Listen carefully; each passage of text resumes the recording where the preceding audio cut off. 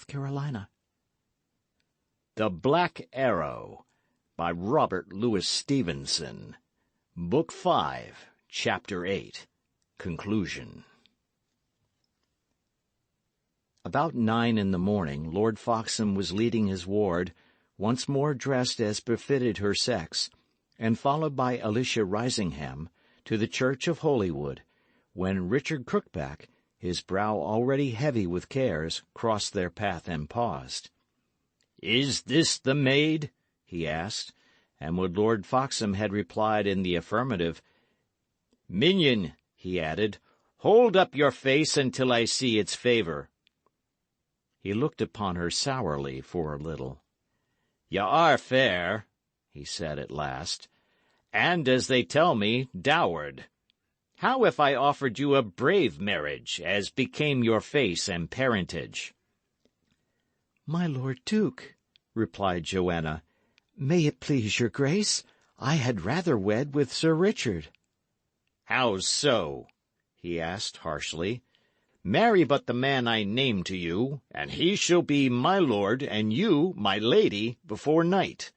For Sir Richard, let me tell you plainly, he will die Sir Richard."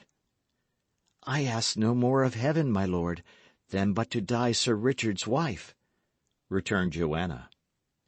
"Look ye at that, my lord," said Gloucester, turning to Lord Foxham. "Here be a pair for you. The lad, when for good services I gave him his choice of my favour, chose but the grace of an old drunken shipman. I did warn him freely, but he was stout in his besottedness.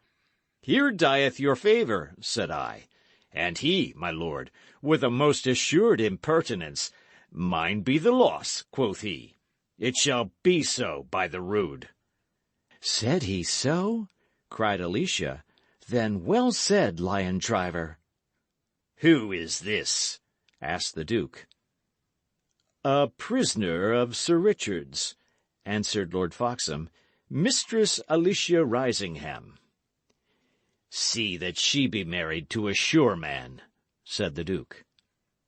"I had thought of my kinsman, Hamley, an it like your grace," returned Lord Foxham. "He hath well served the cause." "It likes me well," said Richard. "Let them be wedded speedily.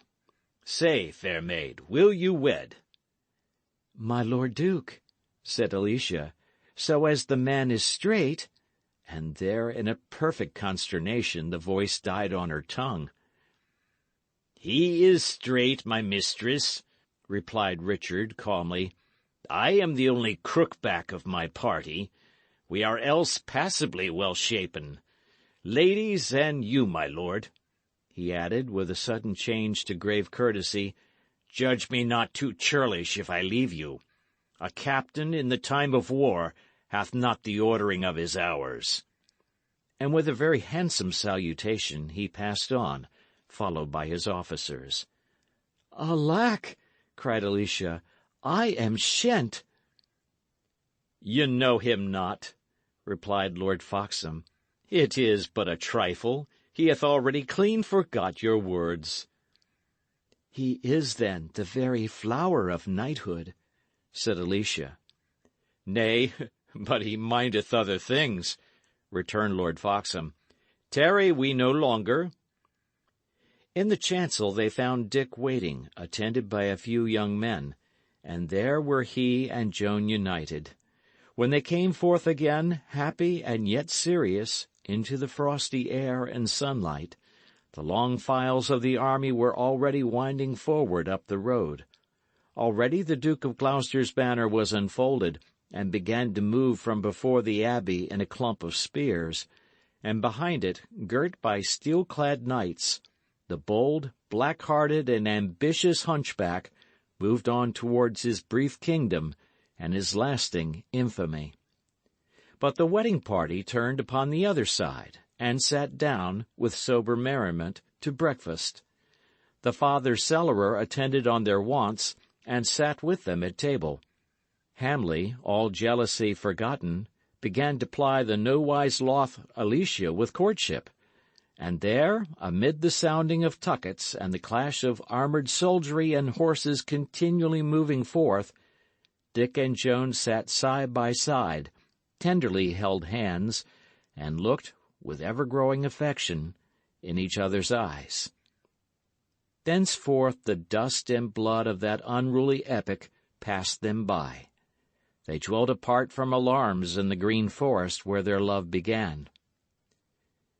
2 old men in the meanwhile enjoyed pensions in great prosperity and peace, and with perhaps a superfluity of ale and wine, in Tunstall hamlet.